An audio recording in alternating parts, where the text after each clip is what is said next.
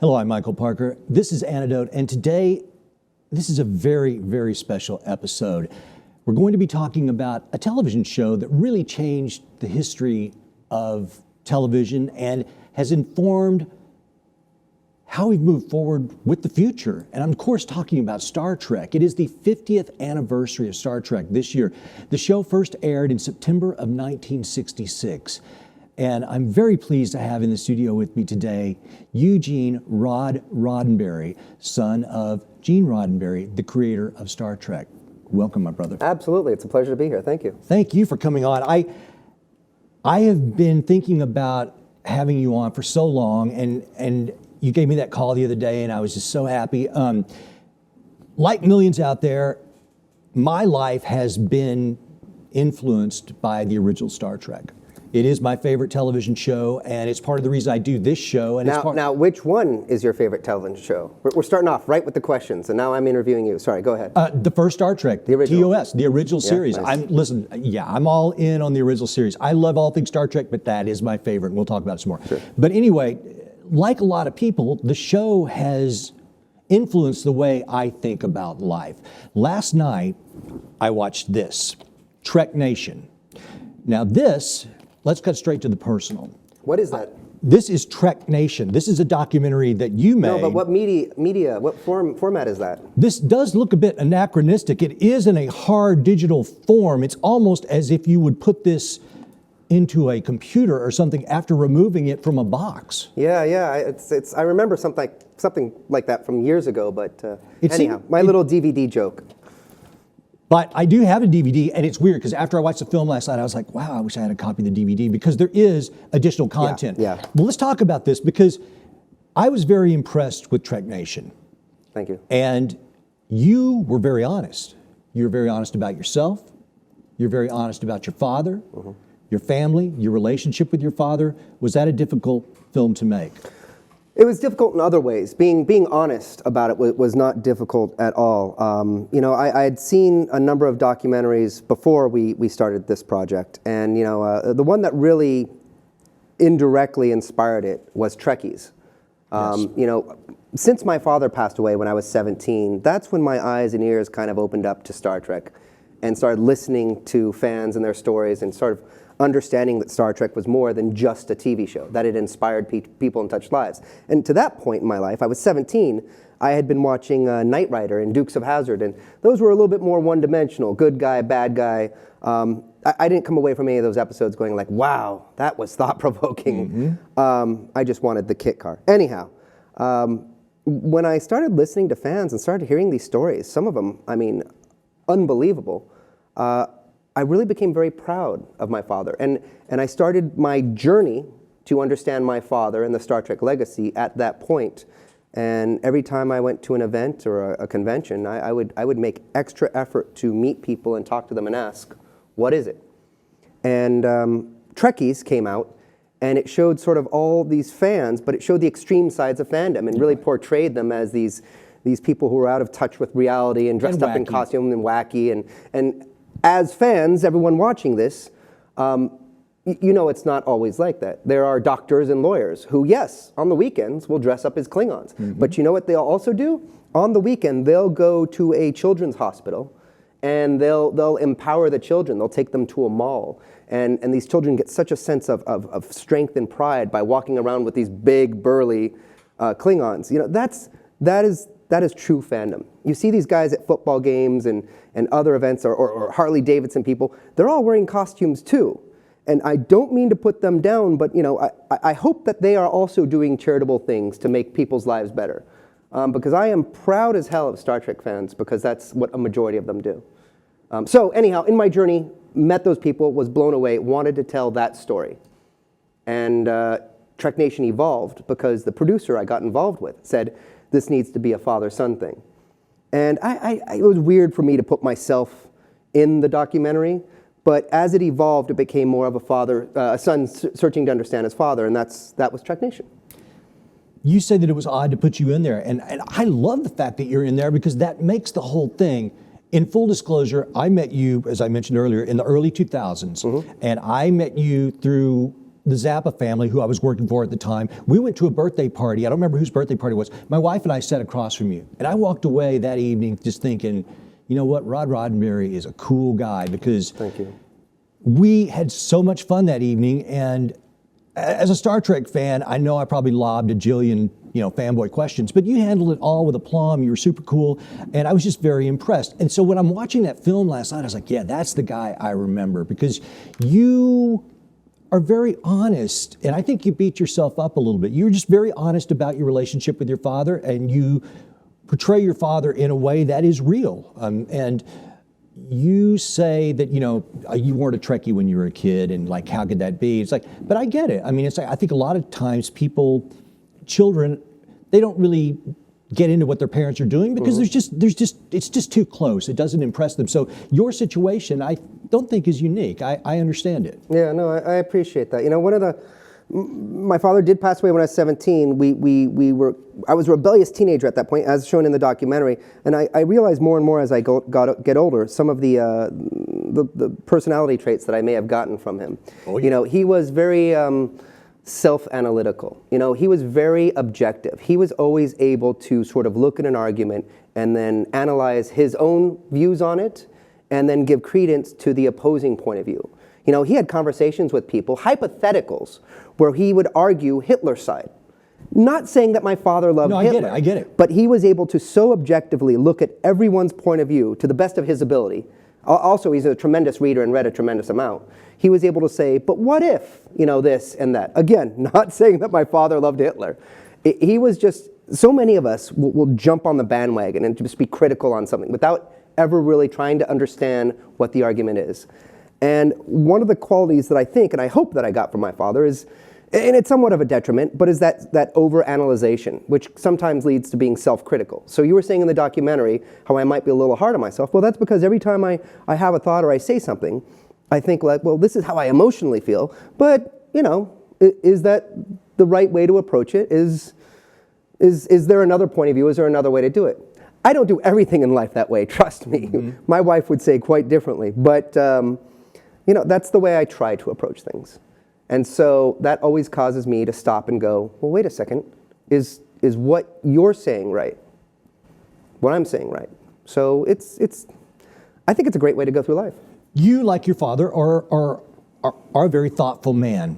And that thoughtfulness and that conscience, clearly a big part of what Star Trek is. And the thing that I love so much about Star Trek, and I also agree with what Rob Zombie says in the show, how can you not dig the bright colors and the chicks in bikinis and it's just, but there's also this great humanist element in which what was going on at the time was echoed in the show. So there's all this great stuff going on. I'm almost losing my train of thought because it was just such a fun show. Well, let's talk about 2016 now. Sure. Because this is the 50th anniversary of this great show. Yeah. So we're going to talk about Roddenberry.com, the Roddenberry Foundation, the business of Star Trek, which is a separate thing. But what are you involved in, first of all, for 2016 for the celebration of Star Trek's 50th? Well, our entertainment company has a number of projects that we're doing this year, and I'm being a little cryptic about them because A, we're trying to make sure they're going to happen, and B, sure. Well, we got to see in what form they happen. But we do definitely plan to celebrate at all the conventions we're going to. I'm definitely going to be going to a number of conventions. The projects, my heart, I don't want to say my heart's not into the entertainment ones, but the Roddenberry Foundation is something that I'm very passionate about. Mm-hmm. I am not cut from the same cloth as my father.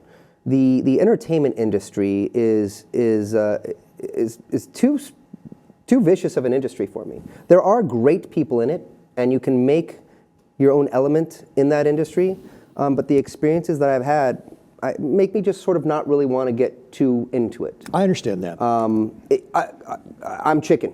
I don't have the backbone for it. I like to look at someone and say, so what you're telling me is what you mean, not what is this guy angling at? And is this the truth? And will I hear from someone else he said something different later? Do I need a verbal calculator to figure out what he really meant? Right. And I know all businesses have this element to it, but I'm just, call me lazy. I don't want to have to look at someone in the eye and say, I don't know if I believe you or not. Right. So I get to choose the people I work with. And in the foundation, though, the foundation is sort of, this idea of a better future that you see in Star Trek. Well, I wanted to take sort of the next evolutionary step. We're trying to find the organizations, the individuals, the institutions that are making that future a reality. Mm-hmm. And what's an important part of our mission is that we don't do Band-Aid solutions, which works against, it's a really tough thing, because if you're talking about, I hate these examples that I give, but blankets for the homeless. That is not working on the issue of homelessness. That, we do something, we want to look into what's systemic about it. What caused it, and then what caused that, and what caused that? Can we work on that issue way in the back there? And so those are the things we're working on. Many of these solutions are going to take 10, 20, 50 years. But I'm most proud about that. We're working with Gladstone Institute in San Francisco in their stem cell biology department. You just read my mind. I was just about to ask you about that. Explain what that work is comprised of. So stem cells, we've all heard of. Yes. But this is very sci-fi in a way, but it's real. Mm-hmm, mm-hmm. Embryonic stem cells were sort of the controversial topics.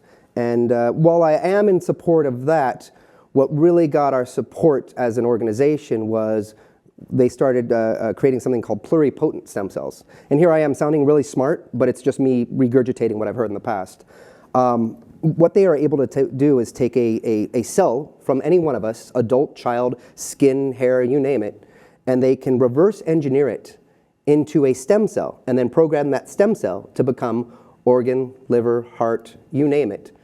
And what got me was when we did about 9 months of due diligence on this and meeting with the company, what really got me was when I looked through a microscope and I saw a sheet of beating heart cells that was taken from an adult male skin cell. So this isn't science fiction, they're doing it. And the implications there are many implications, but the two most exciting ones are, one day they can engineer organs, which on some level they've started to do with a trachea and things like that. But testing medicines.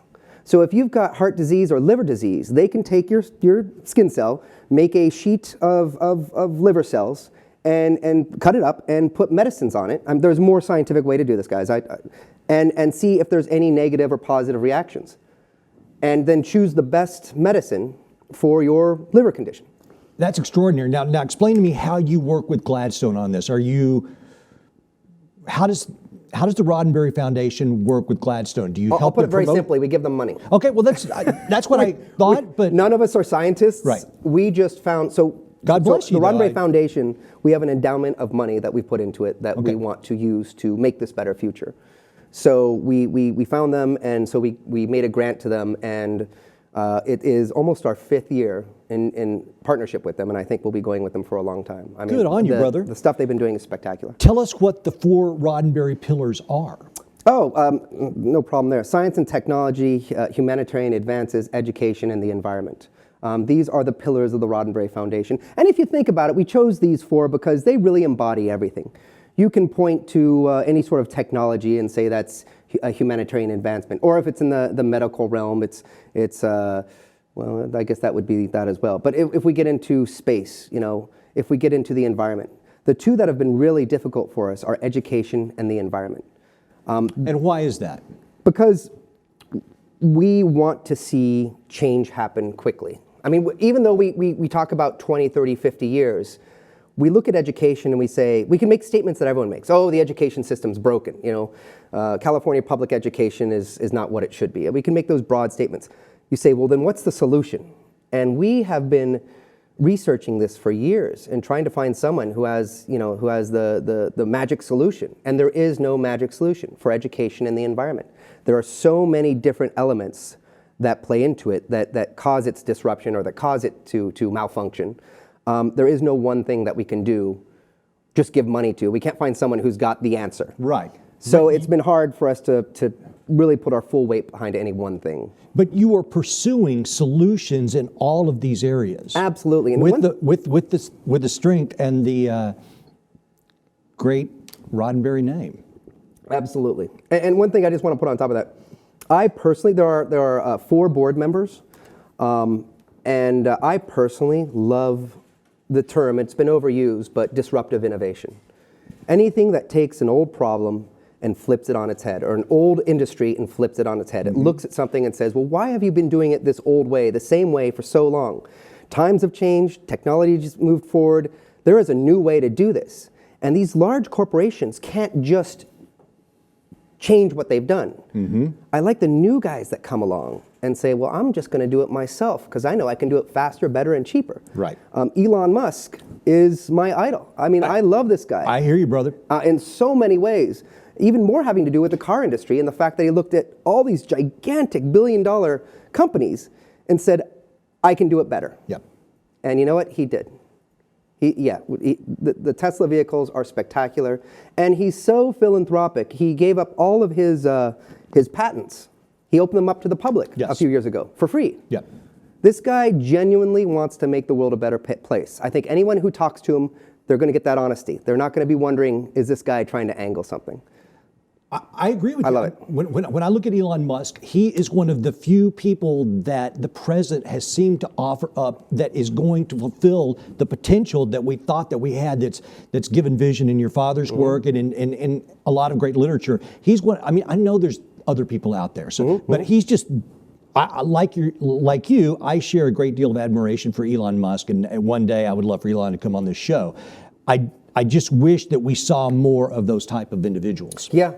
I'm not saying it's easy, because I know a lot of people, you're always looking at the risk of losing your job, yes, feeding your family. Yes. I come from a privileged background, so I can stand on a pedestal and make these kind of statements. We should all have integrity and always tell the truth and always do the right thing for the right reason, regardless of how it, it's easy for me to say, but sometimes it's more complicated when you might lose your job over it. I get it. Well, you are the caretaker of your father's vision, and I know there's people out there who want to know this, and not everybody is a total nerd like me and reads all things Trek. But explain your relationship with the business of Star Trek. Sure. I mean, so a lot of people out there, I don't want to say a lot. People have approached me and they still think that I'm running Star Trek. In fact, I never ran Star Trek. But that's an easy kind of general thing to think. Absolutely. With You're the son of Gene Roddenberry. Absolutely. Unfortunately, what happens in the industry generally is that when you have an idea and you get through the front door and you're able to pitch it to a production company studio, when they buy it from you, they generally buy it from you. And they give you negotiate in certain creative control rights and other rights. But when my father passed away, those all died with him. And so my family has had nothing to do with Star Trek in terms of the creative process since he passed away. You have been very supportive of most of the Star Trek projects, the Star Trek films. I mean, at least what I've seen, you have been very supportive of the J.J. Abrams films and things that, of course, there's a new television show coming out this year. There's another Star Trek film coming out. So, I mean, you've been quite supportive and a total gentleman about the whole thing from what I can see. Yeah, and I'm not doing that for any other reason except for what I told you earlier about being overly critical and realizing that first of all, them creating it, they're not Gene Roddenberry. If I were doing it, I would do it differently, but I'm not Gene Roddenberry. I can appreciate what they did do. And I know it's easy to harsh on them and say, what they got wrong and what they didn't do and what they should have done. I just appreciate what they did do. If I want it to be different, then I need to step up and make it different. And I've told you, I'm not getting into that game. There's other games that I want to play. Well, I'll say those two movies that JJ made, I actually really dug them. And my kids liked them too. I mean, we had a great time watching those films. I thought the casting choices were right on. Casting was I just had a lot of fun. I'm not sure how I feel about the Beastie Boys being in a Star Trek soundtrack for the next one, but I'm going to be there, man. I will be there, ticket in hand, ready to go. So, let's get back to the 50th anniversary. What else is happening? Okay, can we bring up the stamps? I saw Star Trek is finally getting some stamps, perhaps. Yeah. Now, I got to be honest, Rod. Listen, no hate on planets. Love me some planets. But we couldn't make a sheet of Star Trek stamps and put Star Trek in every stamp? I mean... So I don't know about these planet ones. I've seen the ones on the side. And I just grabbed this off the internet, so maybe I've got some incorrect information, but I think we should definitely have Star Trek stamps, and I think the whole sheet should be I mean, why are we not seeing Uhura? Why are we not seeing Sulu? Well, I mean, what's going on here? Well, and there's something pretty cool, and I'm going to probably explain this incorrectly, so hopefully a viewer can post the correct thing. But something about these stamps, if you notice, there's no number associated to them. So they're forever stamps. Exactly. That's so cool. I'd never heard of a forever stamp. Yeah. Of course, I haven't used a stamp in Yeah.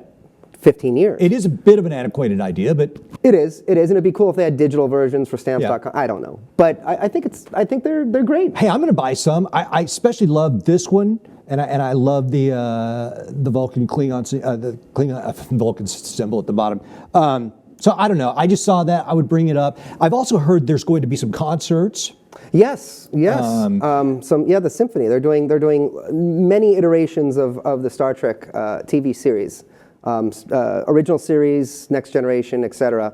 A symphony is playing this, and they're traveling all over the U.S.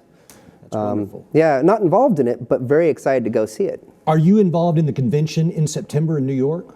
I am not. Okay. No, I am not involved in that currently. Okay. So, but I don't really do any exclusivity. So if anyone ever wants me to be involved in what they're doing, as long as they're doing it with the right intentions and have integrity, I'm always excited to be a part of it. Anyone who's celebrating Star Trek, and not just Star Trek, but that idea of a better future. Yes. I am 100% behind. All right, better future. Let's. You hinted at something. This is 50 years after Star Trek, and the original Star Trek, I mean, it was like a Benetton ad in space, man. I mean, it was inclusive. Everybody was on it, and all races, all sexes. Mm-hmm. And 66, difficult time. Yeah, well, I wasn't around, but Now, my 42 years, I've learned that it was a difficult time, yes. 2016. Yeah. Not so much different. I mean, yeah, we got some iPhones. Yeah. We've got some better technology, but a lot of the human problems are still here. I mean, we are involved in wars overseas. We have race and sex issues within the United States. Do you think your father would be disappointed in the future that he would see? I don't think he'd cast judgment. I think he would say, and he said this before, we are a young species, we're in our infancy, we're going to make mistakes. It's just, are we going to learn from these mistakes? And I think in some ways we have. 2016 has, it's been a year for me where I've reflected, and I'm a little concerned about the division even within our own country, let alone our planet. And the idea of, and I don't want to quote or get political or anything like that, but some of the well, I don't want to, okay. But part of the politicians out there who want to, obviously, what I'm talking about, build walls instead of looking for a solution of unity. And I understand it's a very hot and complicated topic. Just inviting the whole world in without any sort of restriction or registration or whatever, it can be messy. Mm-hmm. But I really believe in that Star Trek future. I believe in the future where it is not countries. We are the United Federation of Planets. But first, we're the United Federation of Continents. And no longer are we divided. We Canada, Mexico, and the U.S., we're all together, and we can freely travel between each other. Right. That might sound ludicrous to someone, but I mean, I love the idea. Am I saying tomorrow we should open up our borders and just let havoc? No. I'm saying we need to move in that direction, and building walls does not move us in that direction. Agreed. And everything you just said, there will be some who watch the show, because I know, and they're going to be like, well, wait a minute, so he's like a open borders guy, and I tried to clarify as much as I could, right. but But no, I get it. And in that way, you are much like your father in the way that you envision the future. And you know what? It is the vision that you would hope for. Logistically and politically, how we get to that inevitable thing, and listen, I'm not saying I'm for some kind of new world order with the same currency and no walls or whatever, but just on a human level. Yeah. There's no way to get around the fact that, yes, we are all on this ship together. And Star Trek 1966 was a big part of showing that to a lot of people. Yeah. The story, some people will know this, some people will not, but Lieutenant Uhura was thinking about getting off the show. Mm-hmm, mm-hmm. And she was the very beautiful communications officer. And Martin Luther King Jr., Trek fan, mm-hmm. talked her out of it. Mm-hmm. That's awesome. Yeah, that's amazing. Awesome. And he realized the long-term potential of the show and what it was trying to convey. that better future, where it's not, it's about division again. Yes. We are no longer different. We are one people, regardless of skin color. And that's what I love in Star Trek. It's the IDIC philosophy, which stands for infinite diversity and infinite combinations. My father had that vision where so many people look at the original series and say, yeah, look, they had all the different aliens. The diversity was in the physical form. No, that was the tip of the iceberg. Right. The diversity my father was talking about was in idea. We as a species had gotten together and we'd shared our knowledge with each other. We all got along. Everything was great. We moved off our planet to find new ideas because we weren't afraid of new ideas. We realized the only way for us to grow and learn is to be exposed to new things and new ideas and then incorporate those into our existing ideas. And that's how you grow as a species. Now, it's really easy for me to be on the soapbox here and say this when I'm just as flawed as everyone else. I'm scared of new ideas too. But if we as a species and as individuals can learn to have a rational, down-to-earth conversation with someone who has the opposing point of view, and if they can have that too, think how much you will both gain. You may not necessarily believe them, but you will hear something you haven't heard before, and that will Over time. synapses. Over time, things will fire, and your way of thinking will evolve. We just have to not be afraid to approach those people and say, I look at life this way. How do you look at life? Wow, that's interesting. I never would have thought of that. I don't agree with it, but you know what? It's given me something to think about. Star Trek, part of its appeal, and you're talking to one of the guys from Enterprise in the film, and you're asking him, is this the end? And he says what I think, which is, I don't think Star Trek ever goes away. No, yeah. I don't think it ever goes away. And this week, when I was thinking about the show, because I was just so pumped for the show, I'm fascinated by the 1960s, and I'm fascinated by things that move and have a lasting impact on culture. And I was like, you know what? Star Trek is the Beatles of television. Mm-hmm. And then I come across this graphic, and somebody made. And when I say that, I don't mean it in a trite way. What I'm saying is that Star Trek, like the Beatles, is going to be here 100 years from now, because it's beyond politics. It's beyond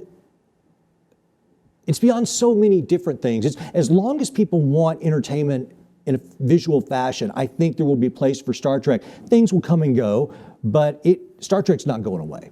I don't think so either. The question is, what form will it be in throughout history as it comes out? And I obviously, with my background and my last name, I call it the Roddenberry philosophy. And I know that may sound like I'm just taking credit for it. So many people came together and made Star Trek what it is. However, my father did infuse it with that vision of a better future and what humanity might be like. Yes. And then he did learn from the people around him and evolved his own ideas as to what that would be. But I am concerned that, I love Star Wars. I grew up watching more Star Wars than Star Trek. But Star Trek should never be Star Wars. Star Trek should always, in some form or another, have some sort of messaging and talk about this better future and this better humanity. I agree with you 100%. And the night that I first met you, we had the Star Wars, Star Trek conversation, and you were very honest. You was like, yeah, I'm a Star Wars fan. And I was like a Star Trek fan. But anyway, I know that my team's showing me the clock. We're kind of running out of time. But ultimately, what I want to say about Star Trek is, I think the lasting appeal is just the fact it is a depiction of human potential being fulfilled. That is an uplifting, positive message that resonates throughout decades. So I love it. Yeah, no, it feels good to do good when anyone does it. Anytime you help an old lady across the street, you don't have to expect anything from it. I'm sure you feel good about it. Rod, thank you so much for coming on. You guys, check out Trek Nation if you get a chance. It's been out a few years. I thoroughly enjoyed it. I watched it last night. This year, the 50th anniversary of Star Trek. So many cool things are going to happen. And then there's going to be a new TV show. And there's the movie comes out this year. The TV show comes out next year. There is fan fiction being created all the time. It's a wonderful time to be a Star Trek fan. And Rod, there's so many things we could talk about. You're also involved. You just came back from Alaska. Yes. Where you were involved in a study on a vehicle. So through the foundation, we found a gentleman out there who had been working on a project called Zero South. And what he wanted to do is he wanted to take the first biodiesel electric vehicles to the South Pole. And so we were up in Alaska testing the vehicles. because they really hadn't been in the conditions before. And of course, before we go down there, we want to make sure, we want to break them. We want to find out what's going to fail. And we did test it. Yeah, 2 weeks, and we broke a lot of stuff, and that was all good. And we found out the pros, the cons, and the vehicles are being shipped back, and he's going to work on them, and Zero South is going to happen. Very exciting. You guys check out Roddenberry.com, check out the Roddenberry Foundation. Very few people are putting forth a vision as strong and as optimistic as what your father did, and now you're carrying that torch as well. Brother, right on, man. No, thank you very much. I love it. You guys, this has been a fun show for me. If I got a little giddy, a little fanboy, I'm sorry, I can't help it. But love me some Star Trek. You guys, until next week, just remember, and it is true, you, me, every single one of us, we are the antidote.